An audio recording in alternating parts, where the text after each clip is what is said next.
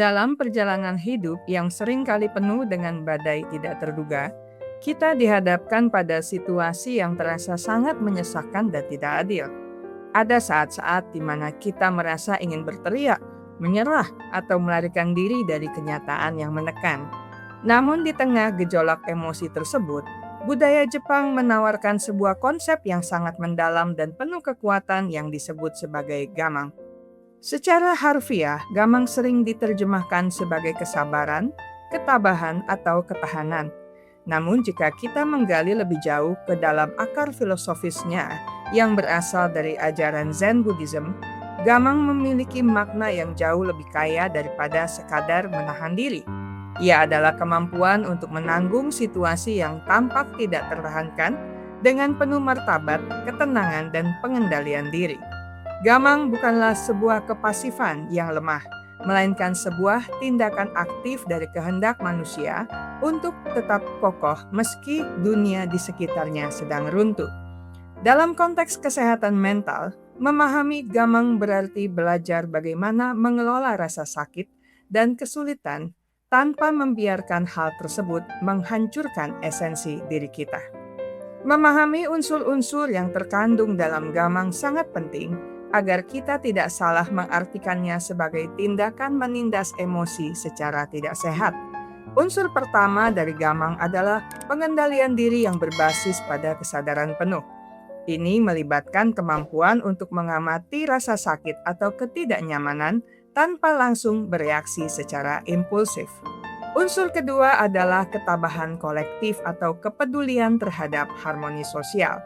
Dalam masyarakat Jepang, seseorang melakukan gamang bukan hanya untuk kekuatan pribadi, tetapi juga agar beban emosional mereka tidak memberatkan orang lain di sekitar mereka yang dalam psikologi modern bisa dikaitkan dengan kecerdasan emosional yang tinggi.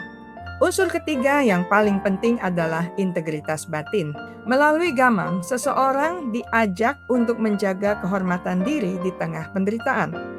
Ini bukan tentang menjadi martir, melainkan tentang mempertahankan kontrol atas respons internal kita. Perlu ditekankan bahwa gamang yang sehat selalu berdampingan dengan pemahaman tentang batas kemampuan diri. Ia adalah tentang ketahanan batin yang elastis, bukan tentang menjadi kaku seperti baja yang akhirnya bisa patah karena terlalu banyak tekanan. Penerapan gamang dalam kehidupan sehari-hari menjadi sangat penting karena ia berfungsi sebagai jangkar stabilitas di tengah dunia yang serba instan. Kita hidup di era di mana kepuasan instan menjadi standar, dan ketika sesuatu tidak berjalan sesuai keinginan, kita cenderung cepat merasa frustrasi atau depresi.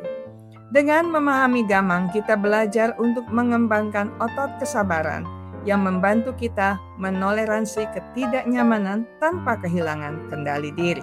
Secara psikologis, ini sangat berkaitan dengan konsep toleransi terhadap stres. Ketika kita mampu mempraktekkan gamang, kita sebenarnya sedang melatih otak kita untuk tetap tenang di bawah tekanan yang pada gilirannya akan menurunkan tingkat kecemasan kronis. Filosofi ini mengajarkan kita bahwa penderitaan seringkali bersifat sementara, dan kekuatan sejati ditemukan dalam kemampuan kita untuk tetap tegak berdiri hingga badai berlalu. Ini memberikan kita rasa berdaya karena meskipun kita tidak bisa mengontrol situasi eksternal, kita selalu memiliki kendali atas seberapa tabah kita menghadapinya. Situasi atau kondisi di mana konsep gamang sangat diperlukan biasanya melibatkan krisis yang berada di luar kendali manusia, seperti bencana alam, kehilangan ekonomi yang masif, atau masa-masa ketidakpastian global yang panjang. Dalam skala personal, gamang menjadi penyelamat saat seseorang harus menjalani proses pengobatan penyakit kronis yang menyakitkan, atau saat harus bekerja di bawah tekanan atasan yang sulit demi menghidupi keluarga. Kondisi-kondisi ini menuntut kita memiliki napas panjang secara emosional. Selain itu, gamang sangat relevan dalam konflik interpersonal. Daripada membalas kemarahan dengan ledakan emosi yang destruktif, mempraktikkan ketabahan yang bermartabat seringkali menjadi jalan keluar yang lebih bijak untuk menjaga kesehatan mental jangka panjang. Namun, kita juga harus bijaksana dalam mengenali situasi di mana gamang tidak boleh diterapkan secara berlebihan, seperti dalam kasus kekerasan dalam rumah tangga atau eksploitasi yang merusak harga diri secara permanen. Kunci dari gamang adalah ketahanan untuk tujuan yang mulia, bukan kepatuhan buta pada penindasan. Siapa yang sebaiknya mengadopsi filosofi ini agar mendapatkan manfaat maksimal? Mereka adalah individu yang sering merasa kewalahan oleh emosi yang meledak-ledak, orang yang merasa mudah putus asa saat menghadapi rintangan kecil, serta mereka yang sedang menjalani masa transisi hidup yang berat.